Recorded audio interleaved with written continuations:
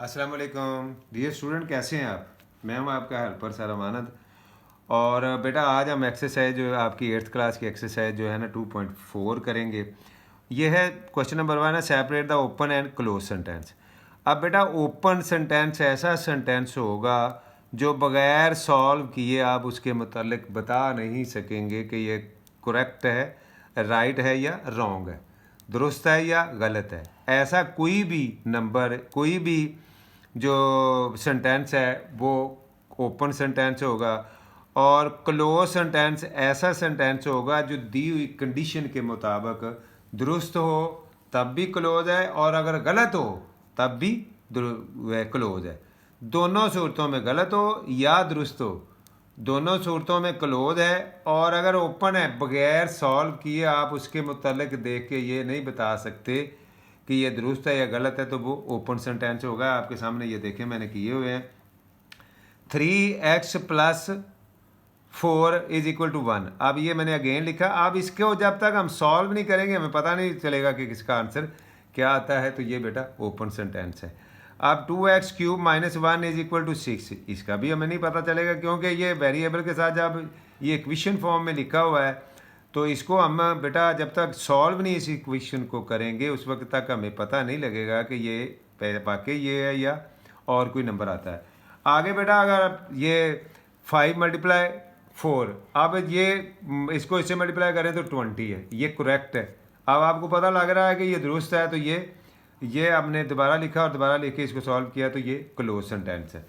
अब बेटा इससे आगे वाला भी आप देखें तो 5y + 7 = y।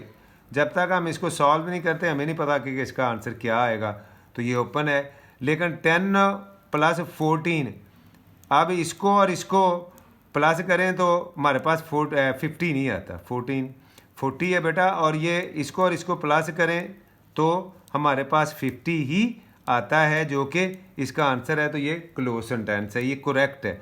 अगर इनकरेक्ट भी होगा तो तब भी वो क्लोज ही होगा। 72 को 8 पे डिवाइड करें तो आंसर 9 आता है, आपने देखा है। तो ये भी क्लोज सेंटेंस है।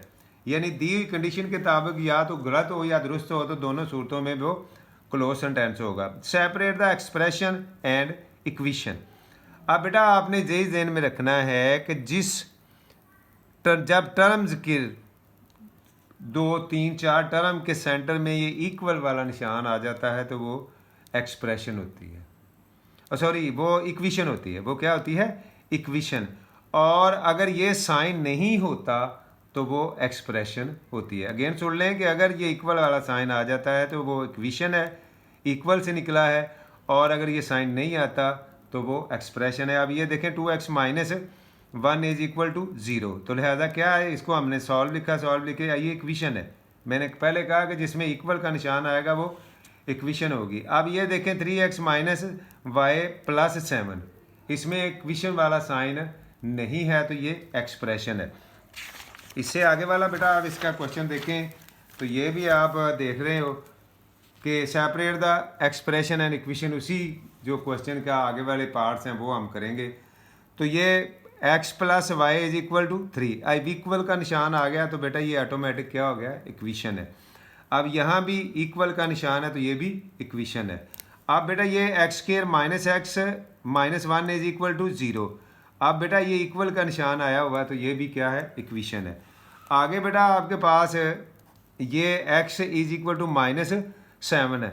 अब इक्वल का निशान या साइन इसमें भी है तो ये भी इक्वेशन है। अगर ये इक्वेशन का साइन नहीं होगा तो फिर वो एक्सप्रेशन होगी।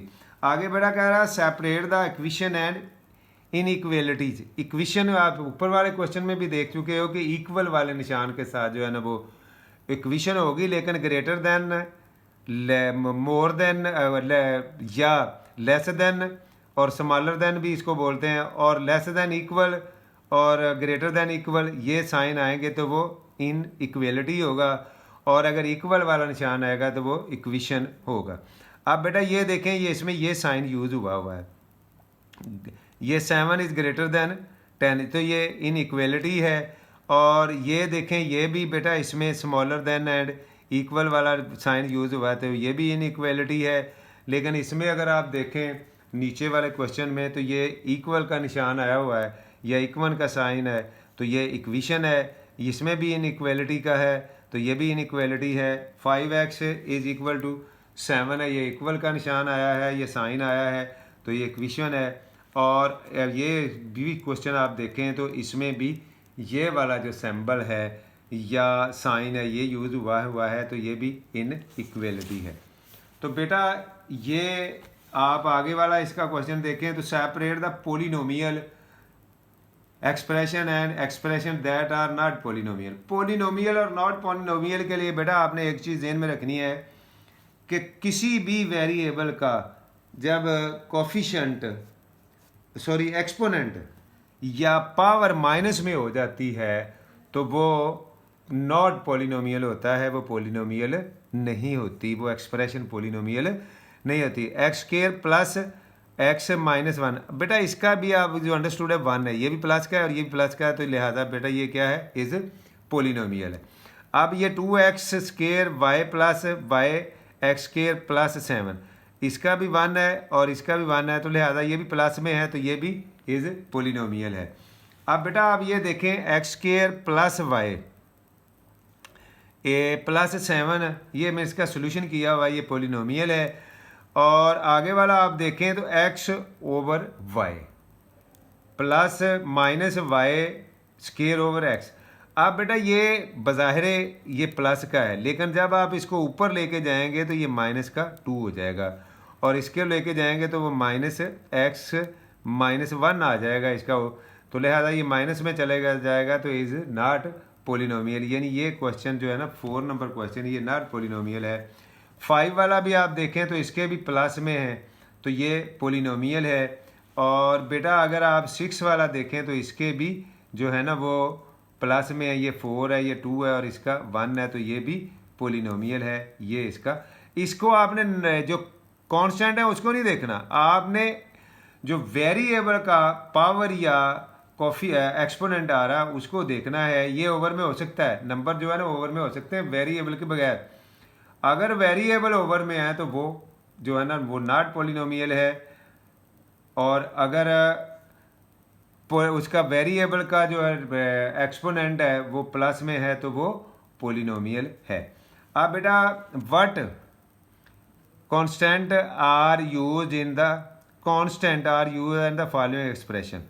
अब बेटा ये कांस्टेंट नंबर ऐसा नंबर होता है जो वेरिएबल के बगैर लिखा जाए या वेरिएबल के साथ एज ए कोफिशिएंट लिखा जाता है, उसको बेटा कांस्टेंट नंबर बोलते हैं। मैं क्या कह रहा था कि ये जो नेचुरल नंबर या होल नंबर हैं वो बेटा जब कोफिशिएंट के तौर पे लिखे हों या विदाउट, यहाँ सपोज हम लिख लेते हैं -5 -4, तो इनको बेटा कांस्टेंट नंबर बोलते हैं। ये 4 भी कांस्टेंट, ये मैंने अपने पास है अभी आपको समझाने के लिए लिखा है आपकी ये 7 है, -6 है और 3, ये बेटा कांस्टेंट है। अब बेटा ये आगे वाले भी हम इसके देखते हैं कि कांस्टेंट कौन से हैं। तो ये अब इसका आप ये भी देख लें कि कांस्टेंट ही बताने हैं। तो ये 5 और -3, ये ज़हन में रहे कि जब माइनस का होगा तो वो साइन के साथ आप उठा के वहाँ लिखेंगे, प्लस के साथ आप साइन नहीं डालेंगे, लेकिन माइनस वाला नंबर के साथ आप माइनस डालेंगे। ये -3 है और ये 5 जो है ये इसके कांस्टेंट है। अब इसमें बेटा इस पोलिनोमियल में आप देखें तो ये 8 कांस्टेंट है, ये 2 कांस्टेंट है और ये 5 भी कांस्टेंट है। आगे बेटा ये देखें 9 है, 3 है और -2z है। इसमें 9, 3 और -2 जो है वो कांस्टेंट है और इनके साथ x, y और z जो है वो वेरिएबल है। बेटा आगे आपने लिखना है right the degree of polynomial. Degree बेटा जो आपकी एक्सप्रेशन अलजेब्रिक एक्सप्रेशन लिखी हुई है और उसमें जो वेरिएबल हैं उनकी ग्रेटर जो पावर है किसी भी एक टर्म की, ये देखें ये टर्म है, ये टर्म है, इसमें ये टर्म। अब हमने देखना है कि इनकी जो पावर है दोनों की, अगर 2 वेरिएबल हैं तो दोनों की ऐड करनी है, यहाँ ऐड करनी है। अगर 1 वेरिएबल है तो उसकी ऐड नहीं करनी। अब अगर इसकी हम करें तो ये हमारे पास 4 आ जाएगा, ये 3 है और ये 2 है। तो इनमें देखेंगे ग्रेटर कौन सा है, तो ये 4 ग्रेटर है। तो इस जो बेटा जो है ना एक्सप्रेशन या पोलिनोमियल की डिग्री जो है ना वो 4 आएगी।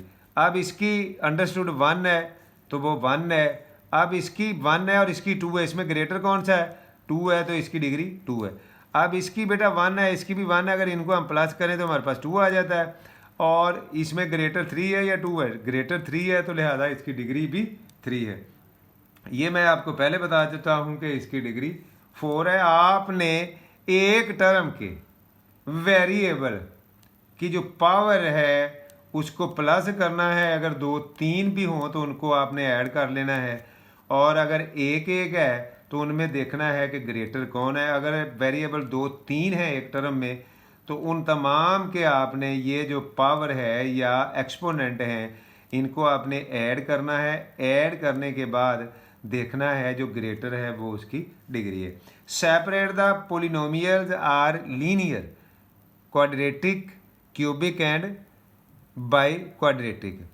अब लीनियर बेटा ऐसी पोलिनोमियल को बोलते हैं जिसकी एक्सपोनेंट जो है ना वेरिएबल की यानी डिग्री उसकी सॉरी उसमें 1 वेरिएबल यूज हुआ हो। कितना, 1 वेरिएबल जो है ना डिग्री उसकी 1 हो, उसकी डिग्री 1 हो गई तो वो लीनियर होगी। और अगर उसकी डिग्री 2 होगी तो वो क्वाड्रेटिक होगी। मैंने क्या कहा, अगर उस पोलिनोमियल की डिग्री आप उससे ऊपर वाले क्वेश्चन में समझ चुके हो, तो डिग्री से मुराद वेरिएबल की पावर है या एक्सपोनेंट है। अगर किसी पोलिनोमियल की डिग्री 1 है तो वो लीनियर है, अगर 2 है तो क्वाड्रेटिक है। इसकी भी 2 है और इसकी भी 2 है। देखें बेटा ये x की 2 है और ये y की 2 है, x का 1 है तो इसकी डिग्री 2 है, तो ये भी क्वाड्रेटिक है और ये भी क्वाड्रेटिक है। आगे बेटा ये आप देखें इसका भी 1 है और इसका भी 1 है एक्सपोनेंट, तो ये लीनियर है। आगे आप देखें तो इनकी इनमें डिग्री ये 2 है और ये 3 है, डिग्री कितनी 3, तो 3 को क्यूबिक लिखेंगे। और इसमें आप देखें ये 2 है, ये 3 और 4, तो डिग्री कितनी है 4, तो इसको बाय क्वाड्रेटिक लिखेंगे। और इसकी 2 और 2, और ये बेटा जो है ना ये आप देख लें तो डिग्री इसकी जो है ना वो 4 आती है। यहाँ गलती से लिखा गया मुझसे बाय क्वाड्रेटिक, सॉरी दुरुस्त है, बाय क्वाड्रिक उसको कहते हैं जिसकी डिग्री 4 होती है। ये इसकी भी 4 है और इसकी भी 4 है, तो ये क्वाड्रेटिक है। और इसमें अगर देखें तो 1 इसकी है और 1 इसकी 2 है, उसकी भी 2 है, इसकी भी 2 है, तो ये क्वाड्रेटिक है। तो बेटा ये इस एक्सरसाइज का आखिरी क्वेश्चन था। तो मिलते हैं नेक्स्ट वीडियो में। अल्लाह हाफिज़, अस्सलाम वालेकुम।